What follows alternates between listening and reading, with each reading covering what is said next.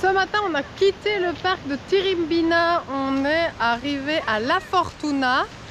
Alors La Fortuna, c'est un lieu qui est très touristique parce qu'ici, tout proche, il y a le lac Arenal, il y a le volcan Arenal, il y a des cascades.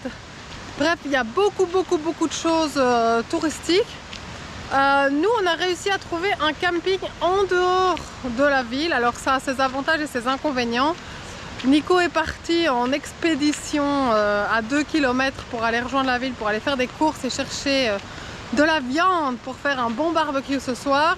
L'avantage, c'est qu'on est au milieu de la nature et déjà rien que depuis qu'on est là, on a vu plein de colibris. Il y a les toucans qui passent, on entend les singes hurleurs. Bref, comme ils disent ici, pura vida. Et alors, à la base, on avait trouvé une chambre en haut du camping pour Mamoun et Roland. Seulement, en fait, la dame nous avait dit que c'était libre, mais c'est libre qu'une seule nuit sur les 3 qu'on voudrait passer ici. Ce qui fait que finalement, eh bien, Mamoun et Roland ont décidé qu'ils prenaient une petite cabane à côté de nous. On va faire un peu camping pendant 3 jours, et eux aussi, parce que finalement, nous, on a l'habitude. Et l'avantage, c'est qu'on est vraiment tout près l'un de l'autre. Ils vont dormir vraiment juste derrière Jeff et on est tous ensemble. Alors au départ on avait le camping pour nous tout seuls et puis finalement les Allemands sont arrivés avec un gros camion. Donc bah voilà, ils seront avec nous aussi. C'est des Allemands qu'on avait déjà rencontrés et avec qui voilà, on partage pas grand chose, donc on sera juste voisins. Ça ne sent pas les grosses fiestas, mais ça sent la fiesta avec Mamoun et Roland. Je vous montre l'endroit parce que c'est vraiment paradisiaque. Il y a les lacs. Vous voyez Esteban qui pêche avec son frère. Jeff qui est là. Les petites cabanes sont juste là derrière cachées. Et on est en fait au milieu de la forêt. Et là il y a un deuxième lac. Deuxième petit étang. Après une première nuit au camping, on a pris un petit déjeuner sur la terrasse avec Mamoun et Roland. Et nous voilà partis en balade. Ici à 3 km et demi. Ici à 3 km et demi, il y a une cascade. Alors je sais pas trop pourquoi on a besoin d'aller dans une cascade alors qu'il pleut et qu'on a tout le temps de la flotte. Mais comme ça on va donc faire une promenade. J'espère un peu dans la nature quand même parce que de ce que j'ai vu sur le plan, c'est sur la route. On est arrivé sur le parking de la cascade, énorme désillusion. Voilà, vous avez le parking déjà derrière moi qui est super organisé avec plein de gens, plein de petits bus qui droppent les touristes. Et la désillusion c'est 20 $ par adulte. Enfin, c'est 20 $ à partir de 8 ans. Donc nous on se retrouve avec une note de 100 $ pour aller voir une cascade qui en plus là arrive à son heure de saturation au niveau du nombre de personnes. Donc ouais, c'est vraiment c'est le gros problème du Costa Rica pour nous. C'est quand on a fait les autres pays avant, c'est très beau, c'est très naturel. Mais encore ici en fait la cascade, il y a plein d'aménagements autour qui la rendent pas naturelle. Donc voilà, c'est tout est hors de prix. Pas hors de prix mais à des prix quand même nettement exagérés pour ce que c'est. Et en plus il y a énormément de monde, donc voilà, on va sans doute même pas la visiter, peut-être retourner au camping et se baigner dans le petit lac du camping qu'on a. Voilà, le point positif c'est qu'on a vu un singe à tête blanche là dans l'arbre qui se promenait ici autour. Donc ça c'est assez cool. Mais sinon pour le reste, un petit sentiment que tout est un peu surfait comme ça, survendu. Nous sommes sur la route depuis 2 ans. Nous avons parcouru l'Europe et l'Asie avec nos 3 enfants. Maintenant, nous les emmenons à la découverte du continent américain. Nous, c'est les Waffles et ça, c'est nos aventures. On se prépare à quitter la Fortuna après 3 jours ici dans le camping où globalement on n'a rien fait à cause du temps. Il a fait dégueu. Ça c'est la bonne nouvelle. Et encore, là il pleut de nouveau. Donc c'est un peu une déception. En plus du fait que on a voulu faire une visite et que c'était hors de prix. Donc pluie plus hors de prix. Voilà, heureusement le cadre du camping, on l'a dit, est magnifique, donc ça a permis qu'on passe un chouette moment. Là hier soir on a été rejoints en plus par Laurence et Patrick, on n'avait plus vu depuis Managua. On a passé la soirée ensemble, donc voilà, on a passé des chouettes moments, mais on n'a pas vu grand chose de ce qu'on. Enfin on n'a pas fait grand chose de ce qu'on voulait faire. Donc là je vais terminer, faire un petit point d'eau et puis décaler et se mettre en route en direction de la côte Caraïbe. On va rouler beaucoup aujourd'hui, 2-3 heures, enfin beaucoup, c'est une question de point de vue, mais pour nous ça fait beaucoup. On va rouler dans les 3-4 heures aujourd'hui, en route pour de nouvelles aventures, en espérant surtout qu'il fasse beau. Hello, hier. Non, hier rien du tout.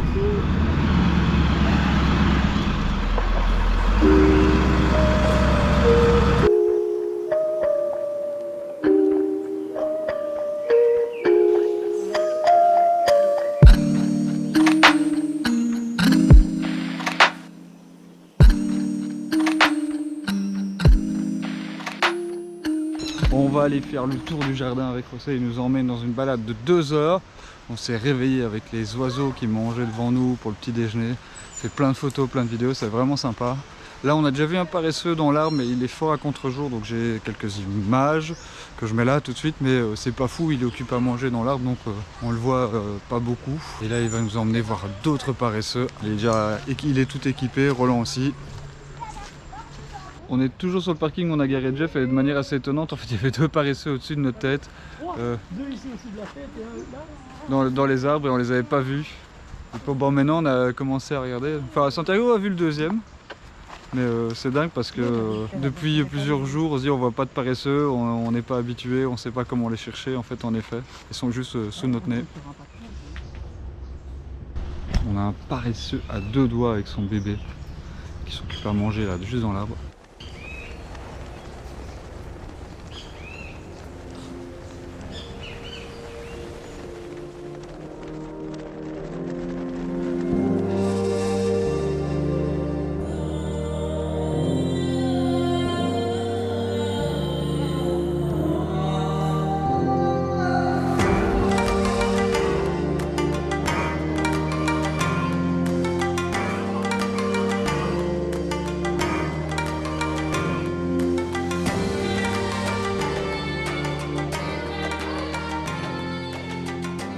Ce qui est génial, comme on a avec José qui connaît bien le sujet, il nous apprend plein de choses sur les paresseux que nous on ne connaît pas du tout. Donc il y a 2 races de paresseux, ceux avec 2 doigts et ceux avec 3 doigts. C'est 2 races séparées mais ils habitent dans le même endroit, ils cohabitent mais ils ne se mélangent pas. Et alors il vient nous expliquer que tous les 8 jours en fait ils descendent de l'arbre pour déféquer et puis ils remontent dans l'arbre. Voilà. C'est pas mal aller à la toilette une fois tous les 8 jours. Et alors hormis ces considérations scatologiques, on a appris que la gestation, enfin le temps que le bébé passe dans le ventre de la maman, c'est 10 à 11 mois et qu'après il reste 14 mois avec sa maman, puis après, hop, dehors, débrouille-toi, vite à vie mon gars. Ça peut faire jusqu'à 6 kg, ça tient sur des branches toutes petites, ça vit une trentaine d'années, voilà. Enfin, ils ont un bébé, puis pendant 14 mois ils s'occupent de l'autre, mais pendant ces 14 mois ils ont déjà le suivant qui se prépare, donc voilà. C'est un animal assez intéressant.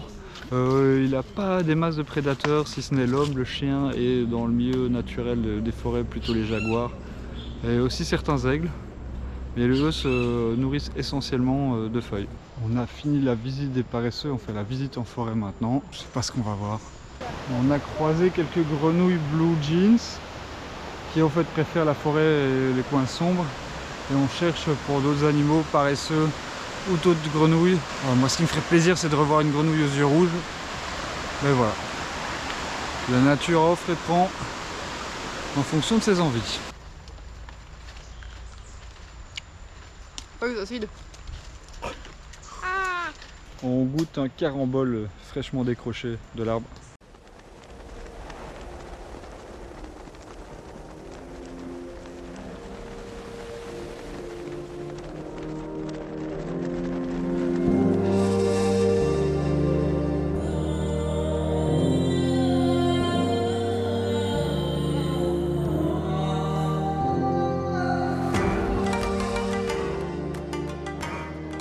Après la balade nocturne d'hier soir, on essaie d'observer des grenouilles.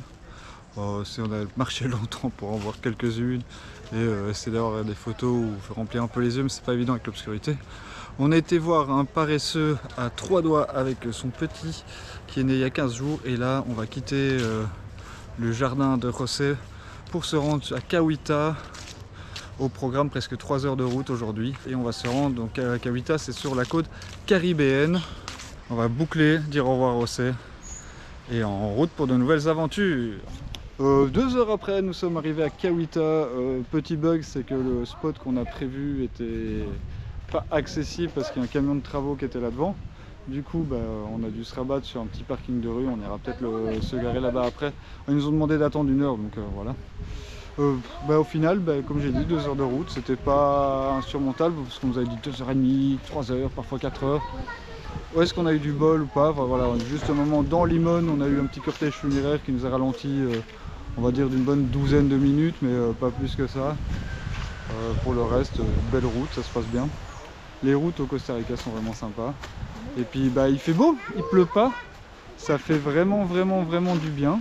Donc on est arrivé tranquillou et puis on va aller découvrir Kawita. Alors pour changer, on n'a pas de logement pour ma maman. On n'a pas encore trouvé. D'habitude Anaïs, qui est super organisatrice, elle planifie tout à l'avance et là c'est pas le cas. On va un peu aller à la découverte et essayer de trouver un logement comme ça sur le pouce. Pour la petite histoire, hier on n'a pas bougé de Jeff, on s'est installé avant-hier soir à la lodge, enfin l'appartement qui est vachement bien, ceci dit, une famille super sympa. Si vous devez voyager avec une famille plus un camping-car, ces gens sont adorables et ils sont pas regardants.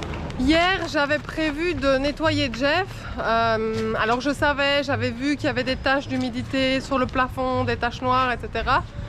Donc j'avais prévu de laver ça, mais je m'attendais pas à faire un aussi gros nettoyage que ce que j'ai fait. En fait l'humidité des 15 derniers jours a vraiment foutu pas mal de trucs en l'air, enfin disons qu'il fallait que je le récupère avant que ça foute tout en l'air. Il y avait de l'humidité donc sur les plafonds, toutes les vitres, il y avait commençait à y avoir des taches de pourriture en fait tellement c'était humide. J'en ai profité pour faire les contours de fenêtres sur lesquels il y avait aussi voilà, des taches, etc. Et j'ai vraiment avancé de la capucine petit à petit jusqu'à l'arrière. Et la grosse surprise quand je me dis j'ai presque fini, il reste plus que la fenêtre arrière, je me rends compte en fait que derrière la machine à laver, sur les parois des murs des lits des enfants, il y avait aussi du verre qui commençait à apparaître. Donc j'ai dû laver là aussi, et en dessous du lit d'Esteban on a un espace avec aussi du bois qui n'est pas peint et qui avait ramassé aussi. Donc heureusement que j'ai fait ça assez rapidement hier, heureusement qu'on est de retour au soleil et qu'il n'y a plus trop d'humidité, parce que je pense que notre pauvre Jeff, l'humidité il le supporte très mal et donc il faudrait pas qu'il pourrisse. Nous voilà entrés dans le parc de Kawita. Donc on va être dans la jungle, mais ça ressemble quand même un peu à Disneyland, parce que donc on fait la file pour rentrer. Et ici donc il y a un chemin en bois tout le long du sentier. C'est, pour info, 5 $. Enfin non, en fait l'entrée principale est à 5 $. De ce côté-ci de Playa Blanca, c'est sur base de donation. Mais nous on a donné 5 $ par adulte aussi. Et alors il y a plein de guides qui proposent leurs services, qui proposent soit des tours guidés, soit du snorkeling, etc. Mais alors par curiosité, Nico a demandé, snorkeling c'est 35 $ par enfant, 50 $ par adulte. Donc voilà, par rapport à ce qu'on a payé à Utila, évidemment c'est vachement plus cher. Mais bon voilà, c'est une belle plage, vous êtes dans une réserve naturelle. Alors sur ce, c'est parti pour la balade. Comme Patrick nous avait prévenu, c'est tout un sentier en bois et donc ça va être assez facile. Bon, il y a quand même pas mal de monde sur le sentier, pas mal de personnes guidées. Ça nous a quand même permis, en profitant d'un attroupement, de voir qu'il y avait un petit serpent jaune très dangereux. Donc je me suis fait à moitié tutoyer par le guide parce que je marche pieds nus sur ce sentier. Je vais quand même vous montrer le sentier. C'est très agréable en fait comme balade à faire pieds nus. On a dit qu'il y avait des risques qui viendraient peut-être sur le sentier. Je ne pense pas vu le nombre de passages qu'il y a et vu le bruit qu'on fait.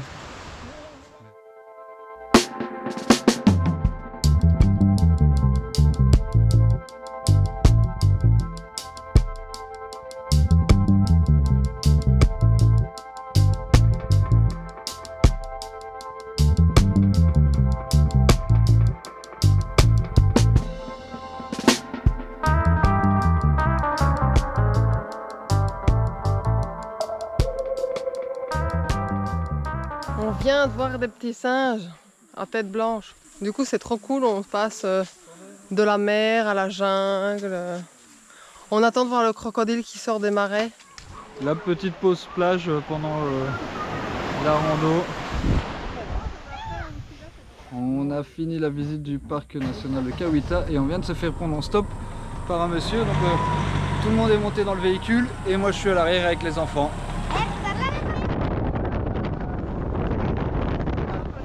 Ce matin on fait une petite promenade, rikiki minuscule, pour aller à la plage qui est près de la maison qu'on loue. Et ici, les paresseux, ils vivent dans les maisons carrément. Ici, dans le jardin, on voit un paresseux qui est à l'envers comme ça couché. Il est trop mimi. Après 2 jours tranquilles à Kawita, où on a profité de la plage et de l'endroit, on s'est déplacé... 4 jours. Ouais, mais on a fait la balade, hein. Les gens ils suivent après la balade, tu vois, faut aussi... Enfin bon, vous avez compris quoi. On s'est déplacé d'une trentaine de kilomètres, ce qui nous a probablement fait une bonne heure de route. Et on est arrivé ici à Manzanillo. Manzanillo, oui. Manzanillo, où on a pu s'installer une nouvelle fois dans l'hôtel où ma maman a sa chambre, ça c'est cool. Alors Manzanillo, il y a un parc national qu'on espère visiter, aujourd'hui peut-être encore, ou demain, et on espère aussi que ce soit un peu moins touristique que l'était celui de Kawita. Voilà, et alors Manzanillo, très important, c'est en fait le point le plus au sud où on va se rendre normalement avec Jeff pendant ce voyage-ci, et sans doute de sa vie. Manzanillo va signifier l'endroit où on va faire demi-tour et remonter. Et ouais. Ça y est, on va remonter l'Amérique centrale. Donc voilà. Enfin, jusqu'où on peut quoi. On Oui. verra bien. Demain, on verra demain. Après-demain. Après-demain. Maintenant, on va aller visiter ce parc, voir si c'est faisable, parce que si ça se trouve, on va être trop tard pour aujourd'hui. On est en effet trop tard pour faire la grande balade.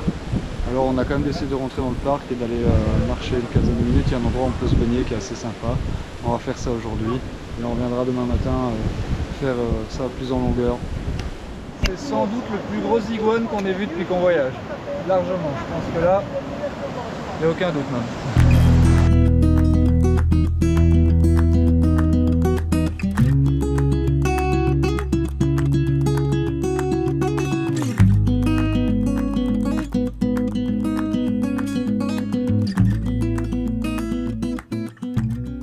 Parc national de Manzanillo, jour 2. Cette fois-ci, il est beaucoup plus tôt.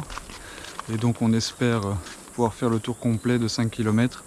Parce qu'il doit se faire quand même plus qu'une heure. En espérant voir des belles choses. Hier déjà, sur la petite balade qu'on a fait, comme vous avez vu, on était surpris. Il y avait déjà quelques animaux, quelques beaux endroits. On a dépassé le point qu'on avait vu hier. On a voulu aller voir la grotte, qui au final n'a pas d'intérêt. C'est juste un trou dans une cave, même pas très profond. Et qu'on ne sait pas vraiment voir parce que la marée est haute et que c'est glissant et que c'est dangereux. Je fais la balade pieds nus. J'ai enlevé mes tongs parce qu'elles sont mouillées. C'est facile comme balade. C'est moins organisé que le parc national de Kawita dans le sens où vous ne marchez pas sur des palettes, pas sur des trucs en bois tout le temps. Un peu plus dans la nature. On avait un peu peur, il y avait pas mal de monde ce matin sur le parking quand on est arrivé. Et au final dans la balade maintenant on est presque tout seul. Donc c'est sympa. C'est dans la forêt, c'est aussi chouette. Je trouve que c'est un peu le bonheur du Costa Rica, c'est de trouver ces petits parcs, ces trucs un peu moins connus. Et on est tout le temps dans la nature, alors si on lève un peu les yeux, de temps en temps il y a un singe, parfois il y a un paresseux, beaucoup de singes. Voilà, vous avez vu l'iguane d'hier, il y a les papillons, les oiseaux, énormément de papillons et d'oiseaux. Notamment le blue morpho qu'on n'arrête pas de revoir, alors qu'au début quand on en voyait un on était ouh. Parce que sur le Belize, le Guatemala, le Honduras, Nicaragua, on a dû en voir 3 et là depuis qu'on est au Costa Rica on a dû en voir 20. On a vu les volcans, hein, voilà. Roland est content, il a vu un volcan. C'est le permis de Pierre, il est content, il a vu un volcan. Faut dire qu'il est venu au Costa Rica avec le but de voir un volcan. Oui. Et on a repoussé parce qu'il fait dégueu dans les volcans. Après 3 km 9, on avait le droit de continuer encore 2 km pour aller à une plage tout au bout ou de tourner ici vers cette plage-ci. Vu le temps qu'on met pour marcher et tout, on a décidé de s'arrêter ici et d'aller voir cette plage. On va descendre. Alors c'est beau, je crois que je vais de nouveau enlever mes tongs. Attention les autres, ça glisse, ils ont dit. Je filme au cas où il se pète la gueule quand même.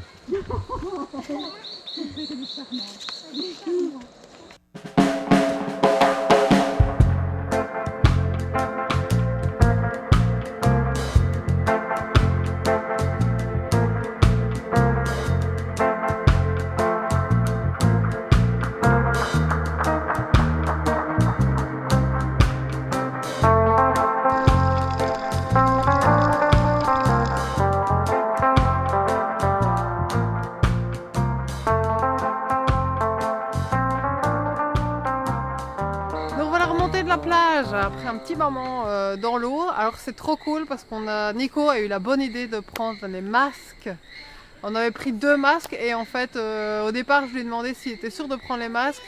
Et maintenant après coup je regrette qu'on n'ait pas pris les 5 masques pour aller plonger tous ensemble. Parce qu'en plus on a vu une raie dans l'eau. Et ce qui est cool c'est qu'on est allé plonger chacun son tour, chacun a pu le voir, la raie.